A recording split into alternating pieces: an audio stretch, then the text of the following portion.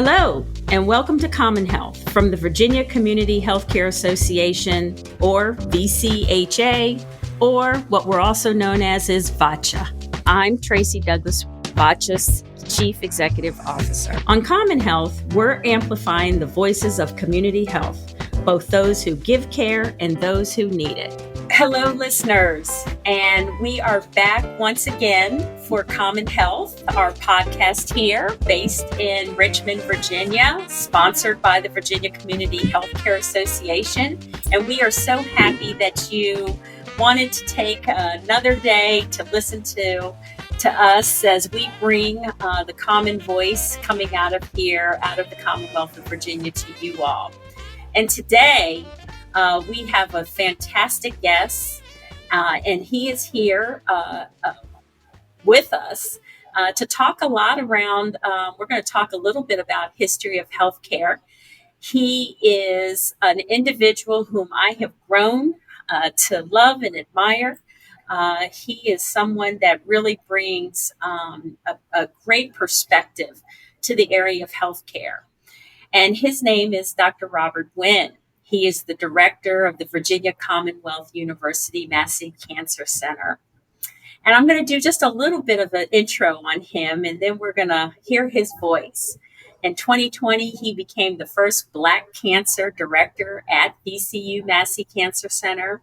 He is an accomplished physician and scientist and a champion of the bench to community. And listeners, we're going to talk about that bench to community model in underserved communities. For over a decade, Dr. Winn has worked tirelessly to bridge the gap between basic science and community-based healthcare in the area of cancer. He has received national and international acclaim for his efforts to empower the underserved patient population and improve healthcare delivery and ensure equal access to cutting-edge medical treatments for all. And with that, Dr. Winn, thank you and welcome. Really want to say thank you for joining us and welcome to the Common Health. Thank you for having me. And the feeling is mutual, by the way. I have, occasionally, sometimes when you're standing in the presence of giants, and I know I am in the presence of one today. Oh, thank you. Thank you. So, Dr. Winn, you were born and raised in a working class neighborhood in Buffalo, New York. So can you describe to our listeners your road to a career in medicine? Yeah, I think that mine is a case study in people seeing something in me before I saw it in myself. My aspirations definitely weren't becoming a doctor or a scientist. In fact, that was not even close to what I wanted to do. I think, like many kids in my neighborhood, I just want a good paying job that I can get a car. And for that was, working in the factories. Like, for example, my road goal was to be the youngest foreman at GM. Luckily, that didn't work out. But again, I think that it's an example of sometimes, knowing the opportunities and being able to trust other people who see things for you and saying, you think I could do that? And then having the courage to being able to say, well, I think y'all crazy, but let me give it a try. So I think by the time I wound up, out of high school into college and recognizing that, I still wanted a job at GM, but I had people there who would say, listen, I think you could have a job at GM, but why not actually become a doctor? That road would lead to my being at Michigan and others sort of saying that, yeah, I know what you're saying, but you do have, you are very curious and you might want to think about research. And I said, I got nothing to do with research. I'm not doing research. What is research? Right.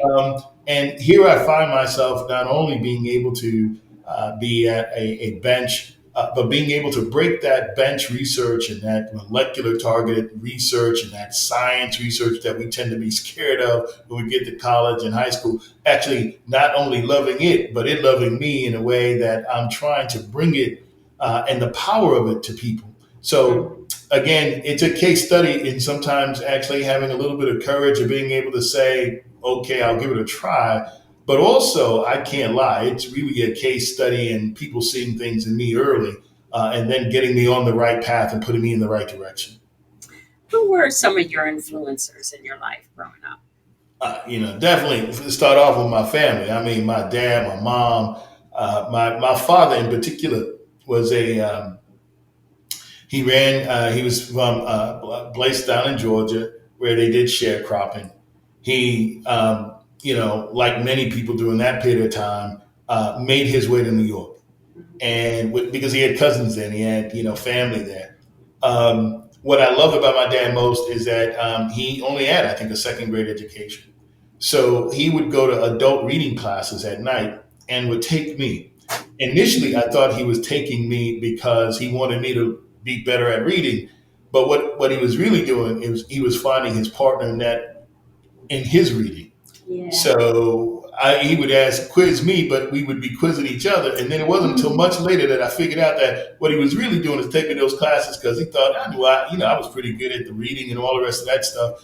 And as even as a kid, and so he would take me to sort of say, "Well, you're gonna learn more," but really he was learning. And I think the most proud I was of him is that he read the New York Times. Once he learned how to read, he read the New York Times every day. Wow. Without fail.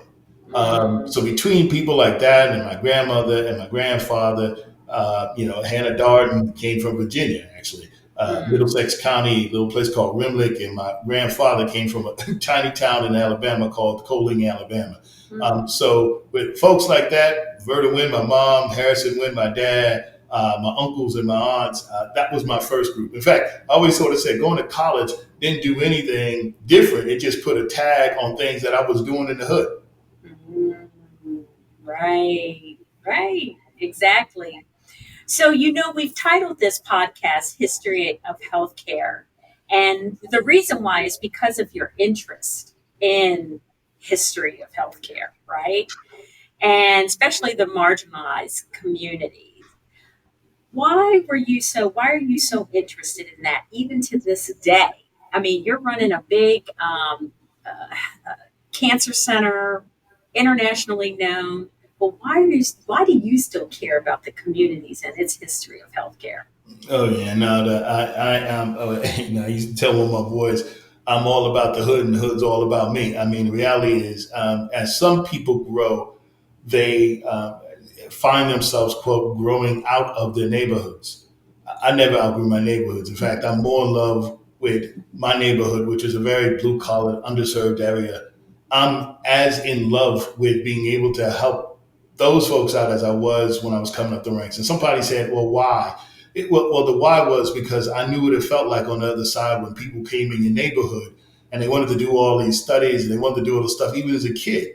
And, they came well-meaning from the university to come down and they wanted to, quote, learn the kids and stuff. I remember asking my mom when I was a kid one day, why was she so angry? She goes, all these people do is they come in my neighborhood and they leave.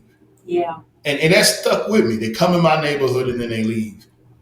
And so as I started growing and following the path, I wanted to make sure that no matter where I was, that was home. And wherever I was, I would look out for a head start because I'm a head start kid. I would look out for every head start and I would look out for being able to take whatever I learned and bringing it back to whatever neighborhood I was near and that was nearby.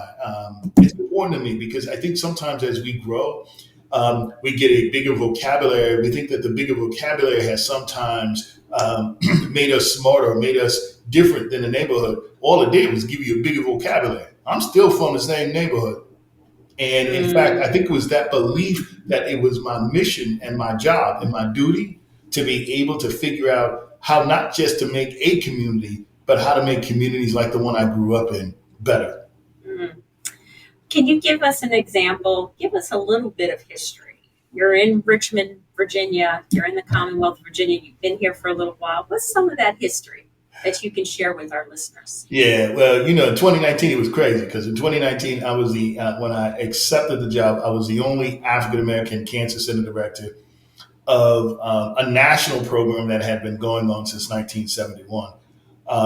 So, as you know, in the 1950s was the first time science really had a major breakthrough. And that was when Watson and Crick, people know Watson, Crick, Franklin, they discovered, and saw for the first time, but humanized DNA. That was a big deal because what it did was it was the first effort that humans could study the nature, not just of human beings, of human muscle and human tissue, but they can study the inside of humans, the nature of the human cell.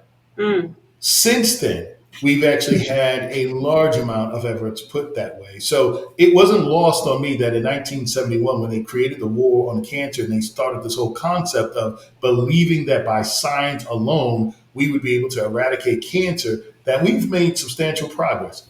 I'm not even joking. I mean, in my lifetime, I had a front row seat. So I can tell you that there are people with lung cancer that 20 years ago, 30 years ago, I used to just throw in my hand and be like, have you gone to Disney World? Yeah. Now we actually have medicines for them. I've actually gone and seen women with advanced stage breast cancer that we definitely used to just be like, listen, there's nothing we can do for you. Sort of say, sis, keep your head up because we have actually some therapies, molecular Mm. targeted therapies. But here's the deal. As we've advanced in the science, it in some ways has found itself to be even more disconnected from our primary care providers and disconnected from our communities. And in Mm. fact, what we tend to do is we tend to blame our communities for saying, well, they're not keeping up, as opposed to, I think Gandhi said, when you have one finger pointing at someone, there's three pointing back. My issue was, well, then how have we been communicating? And how have we been, as we have become more knowledgeable about the power of medicine and the power of science, how have we been able to break it down into real terms? To be able to communicate effectively. And that's when I came to Richmond, on fire to say, you know what? We, for 70 years, have been understanding what's been going on at the wet laboratory, in the laboratory, in the bench, we call it, and how we can translate those things to medicine, to which we would call your bedside. But it dawned on me that most of our folks can't get to no bedside, so they're not getting the benefits. So the question becomes not only how we can come up with miracle drugs and then get them to market, but how do we actually get those wonderful things to all people? And Right. that's what I came here to do, unapologetically reduce health disparities, but unapologetic in my stance that it starts and ends with the community for me. So if I had a university that couldn't support that, then they couldn't. That would not be the right fit for me. I saw some astounding numbers recently. Actually, someone that works with you, she had shared with me some, just heartbreaking cancer numbers recently coming out of Virginia. And can you talk to us and our listeners a little bit, Dr. Winn, as to why we are seeing so many African Americans suffering more from prostate cancer and breast cancer as opposed to their white counterparts? Why are we seeing such disparity between the survival rates there? Yeah, thank you for asking that. And the reality is, there's a little bit of trickeration up in here, right? So if you look at Virginia as a whole, this is what people talk about looking at big data because big data makes them feel better and it's more stable. But let's get right down to it that as we get bigger and bigger and bigger data, sometimes we make our communities invisible. Mm. And one example of that is understanding that if you look at Virginia as a whole and you take the entire Commonwealth of Virginia, you wouldn't see the fact that Petersburg actually has the lowest life expectancy in the Commonwealth.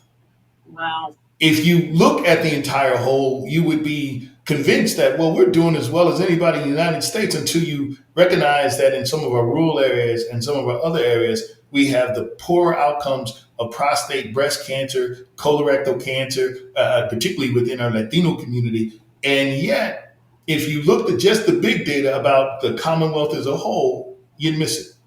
The fun Mm. part about looking at things in detail and being a community folk and being a community guy, I'm always asking, I know what you're saying, but how is it impacting my folk on this corner or in this neighborhood? Right. In fact, I've sort of said that, as a scientist, I have been trained and well versed in looking at the DNA. But what I've had to educate myself on as I've gone along this path is not forgetting how to look at the ZNA. That is your zip code neighborhood association. And that's one of the reasons why I really love what you do, Tracy, and what everyone does within the whole community health center, because that dates back into making sure that communities are visible, from all the way from Dr. Carr to, to our folks here. We've been all about making sure that community, Dr. Geiger and these guys, they have always said that the communities should be visible. And all I'm doing is just taking that and what I've learned through my network of working in Chicago when I was there and running the Mile Square for a while with Henry Taylor and all the rest of it. All I did was just be able to bridge these things. So ain't nothing magic. It was just that I'm from the hood.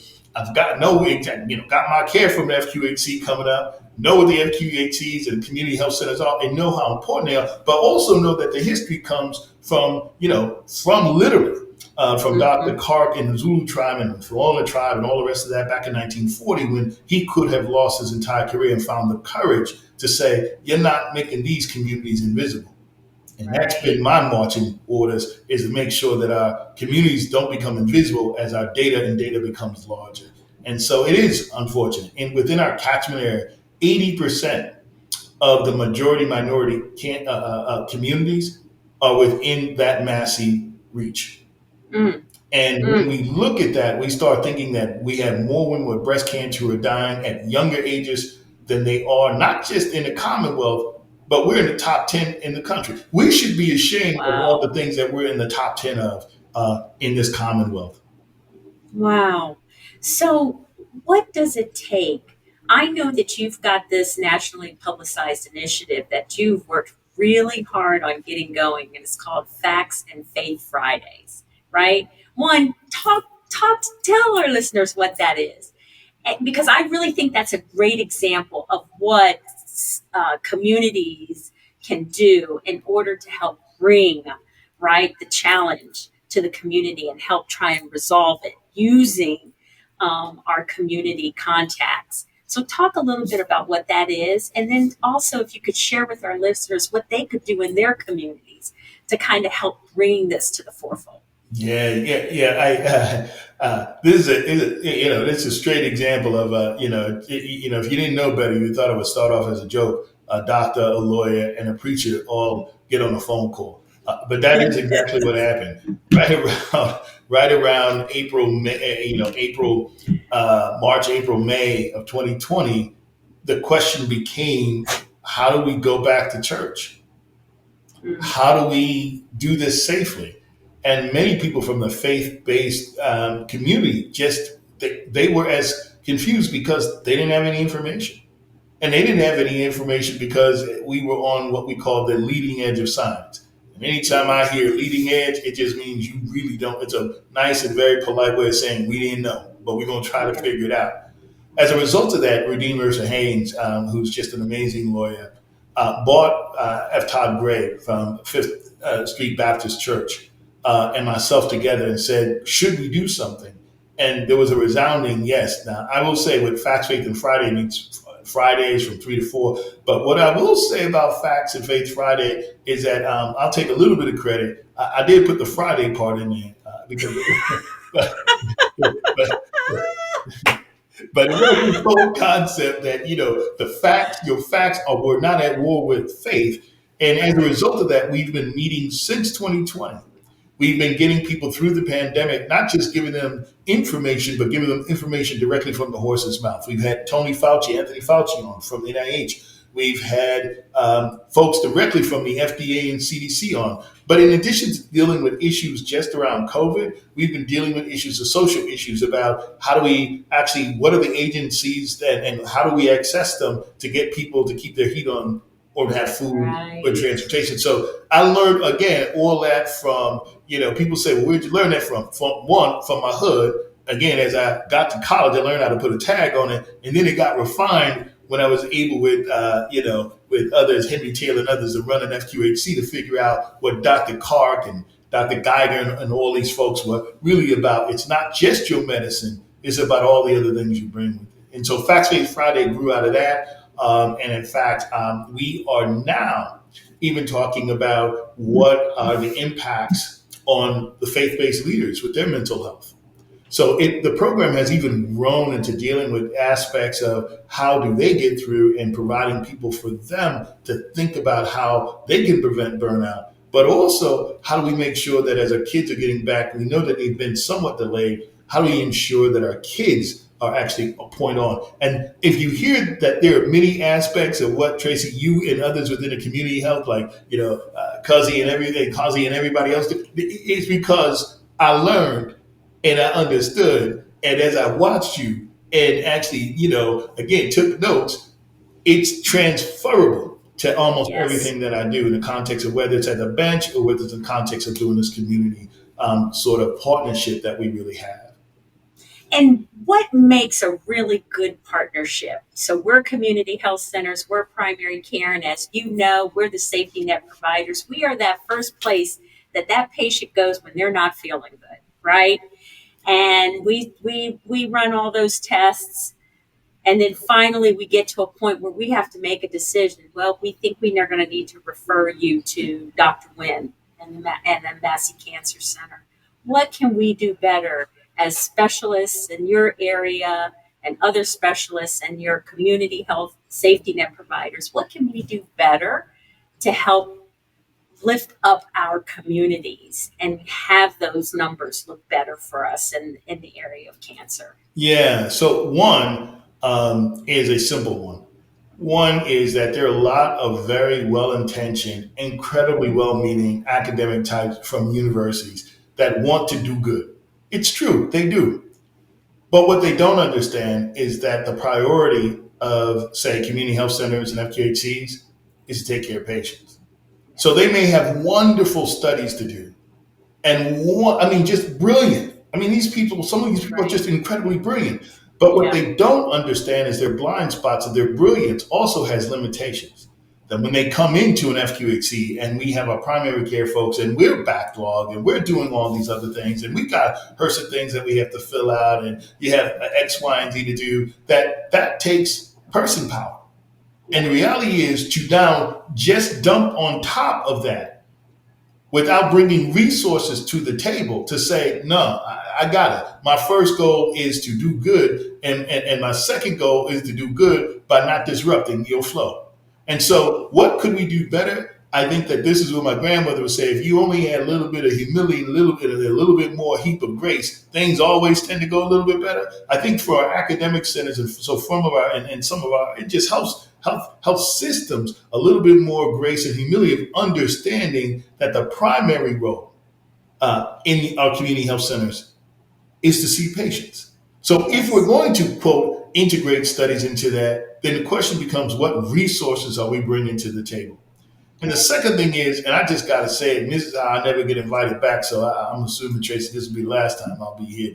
But I got to say it is removing the colonizing mentality and the colonizing language. That every time we have an academic center or somebody or a specialist coming down, we are somehow gracing you with our presence, as opposed to understanding that we got that confused. We need to flip that script and understand that there is power on all sides. And what we're doing is coming with the humility of saying, here's what I can do. But honestly, the humility would allow me to say, but I don't know this part. And the grace would say, hey, I know you're going to do some things that may frustrate me, but also have grace for me because I'm just trying to do my best. If we can actually have more of those conversations about, again, at the FQHC, these academic people coming, right? A little bit more grace to understand that the tools they're bringing actually matter. Listen, Right. in 1971, as opposed to 2021, a woman coming in with advanced stage breast cancer, either into, VCU, MCV, whatever you want to call it, back in 1971, or any of your local federally qualified health centers, still would have the outcome of not doing well. In 2022, if you can get to us, and you work that, as partners, we now are talking about the community now has access that they don't even know. And being able to not only get in the FQHC, but have the kind of partnership that I aspire to continue to perfect, because we're not there yet. You said we're better than we used to be, but I'm definitely not where I want to be. But Right. we're gonna make this place, unless that's why I need your cover, because as I go sort of saying unapologetically, this place needs to live up to what it says, but it also needs to actually understand that part of the reason why some of these relationships aren't as strong as they could be is because you need to have grace, humility, and take out the colonizing mentality that both sides. It's not that I'm coming to help the little, I'm coming to help the Right. little, poor brown people, or to help the little rural people. Come Right. on now. We say by our profession that we are supposed to serve. Right. I'm bringing my tool with your tools, and together those tools can work better for our community. And Tracy, that's what I have mad respect for, what you and your leadership and what your folks are doing, because I think in Virginia and the Commonwealth, we have an opportunity like almost none other to do that. Absolutely. Absolutely. And one of the things I wanted to share with you and really kind of go in at a little bit more is, you know, we know this population very well, right? In some respects, and that's and you've heard me say this before, Dr. Wynn, that because we know this population, these communities very well, we are on the front lines. We understand their dynamics. We know their social determinants of health. And we just want to be at the table so that we can help you all, right, get the education. But then we want that education too, because there's a lot, because it's like you said, we're all about just seeing that patient and taking care of that patient. So we're thinking not just short term, but we're thinking long term. Yes. And there's much that we need to know community health centers do from the scientists coming out of institutions such as yourself. So that is why we work so hard, you and I, doing what we're doing, as to kind of help bridge that gap for the folks. I have a question for you about that, because one of the things that we understand that we struggle with getting larger health systems to understand is, and you come from the community, from these communities, is people who live in the rural communities, who live in the in the African American community, in the Asian community, the Latinx, Haitian, whatever you want to call. Those are communities that have had to suffer, right, with their ailments, and have come to live and accept that suffering. How do we help them to say, you don't have to suffer? That question is hot like fire. First of all, it points out an important issue that even I had to evolve over time, and that's the issue of low trust. So I'm not going to say no trust, Mm. but here's the issue, and we you know what we do? We typically and I've had to check myself and check others. We tend to then blame the community for saying, well, for example, the COVID vaccine was, I think, the best example, right? People say there's this miracle drug, and yet you won't take it. Right. And then we would point our fingers and say, well, I don't understand why you would take it, without understanding the fact of the matter is that we may not know all the history, but we know enough history not to trust the system. Right. And so it doesn't actually, in fact, someone said to me, well, Rob, why don't you get frustrated, and you have all this stuff and this person won't take your miracle drugs. And I go, well, first of all, it's because we've actually on a level, a system wise, because the way y'all get down in FQHCs, I think is fantastic. But again, this is what happens when you're only playing as a single entity, as a playing the one team with one fight. By the way, if our education systems could align with our community health systems and FQHCs around early education, around how the science that we actually have as we're actually moving through has actually gone to help people and impact them, it would be helpful.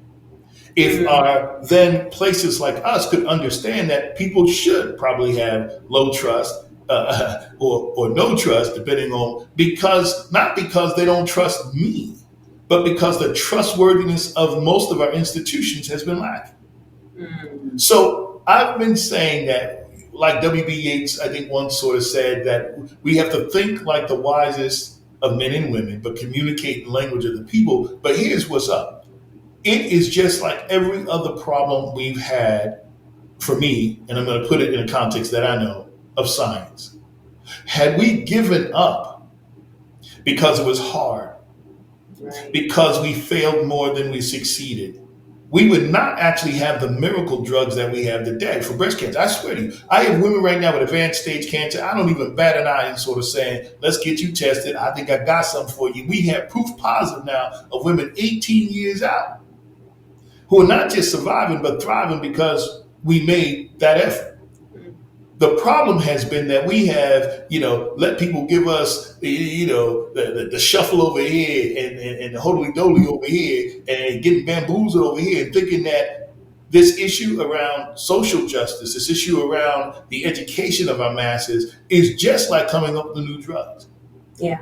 And will take consistent resources, which we, as you know, from time to time, whether it's in the FQHCs or in other spaces, or particularly in communities, we know that some of these things were working in the 60s and 70s before they were dismantled under other administrations. Right. So the reality is we know that consistent information and trustworthy sources and providing more jobs in the community and providing more exposure is the way we get a better, more aware, because I'm not going to call it educated, because I'm saying I had all the education I needed when I was from my hood. Again, I just put tags on it. But again, being able to bring that awareness of the power, right, of this new technology and the power of science and bringing that to our community. And the reality is the hopelessness comes from the low trust and low trustworthiness of what they see. Not they trust you. And they'll say, well, I trust you, Dr. Winn, and I trust you, Tracy, but all the rest of that. And by the way, this is the way it's always been. And I point out to them, that is the way it has been, but that is not the way it has to be. The truth of the matter is, I could, as a cancer doc, say, well, there ain't nothing I can do about lung cancer, but somebody believed that there was something that we could do, and as a result, 120 years later, we got checkpoint immunotherapy inhibitors that we're now knocking it out the box. Right. So the truth of the matter is, I do this work, as JFK once said, I do this work not because it is easy, but because it is hard. And just like the Battle of Jericho, it didn't take, people got tired on the fifth time it went around and around. I could see people go, whoa, it's time. I ain't nothing gonna happen. But your persistence in understanding that here is our problem, and this is the problem that we have taken up on our shoulders to say, how do we solve it? And so I think part of this is going to be not only bringing awareness to the community, but on us not getting so fatigued and making sure that we know that it's not sometimes a 100th stroke, but it's the 101st stroke that you start seeing pieces come together. And we have to remind ourselves, if it took 120 years to develop a drug, come on now. It's going to take maybe some time to get the awareness in our neighborhoods, but if we stay fast, we stay true, we stay persistent, I think we can do it. Your enthusiasm, your passion, it excites me and it keeps me going. And it's people like you that do that, because there are times when we do get fatigued with the push. What do you do to keep yourself from not getting fatigued? Yeah, I got good people around me. And every once in a while, you know what? I got to be honest with you. Starting on that exercise thing, makes a difference. So I have dedicated to at least giving myself the morning to get exercise. Everybody says, I ain't got no time to do no exercise. I say, yeah, dude. You got 15, 20 minutes where you just walk around. I think for me, doing a little bit of the exercise has been helping out. But also understanding that for whatever I think I had it bad, I had to recount the story of my grandfather, and I probably didn't tell you, having to leave Coaling, Alabama, because he and a group of other people were going to be hung. Right. Sometimes what keeps me going is not to see what the struggles are ahead, but to see the struggles that we have gotten over. Mm-hmm. And being reminded of that and being connected with that actually keeps me pointed to that North Star. And so the reality is, for me, this ain't work. This is what I do. And so from time to time, that mental health of being around friends and taking breaks and staying connected and talking to folk. And actually, here's a new one, getting to meet new people, because it turns out that your brain works better and it starts firing off things. And, you want to prevent Alzheimer's and things like that. Start meeting some new people, because it turns out that your brain enjoys meeting and figuring out how those things work. So I've been trying to do a little bit of that and do a little bit more of that since we've been coming through the COVID sort of period. You And by the know, way, meet people like you, because Sister Tracy, I'm telling you, you're on fire. What you're doing is like, I mean, I have mad respect. And so being able to have opportunities to work with folk like you too, keep me pumped. well, I thank you for that. You were sitting there talking about what our folks, our ancestors have gone through, and us kind of being lifted up by how far we have come, but yet still got work to do. And we can be lifted up by our ancestors and what they went through and what they overcame. I'm reading this book. I don't know if you've had a chance to read it yet, but it's called The Choice. And it's an interesting, the reason why I'm reading it is because it was written by, they call her Edie Evner, Dr. Edie Evner. She was a psychologist, very well known, but she was also a Holocaust survivor. And so what she speaks about in her book and telling her story was that she had a choice she had to make, right?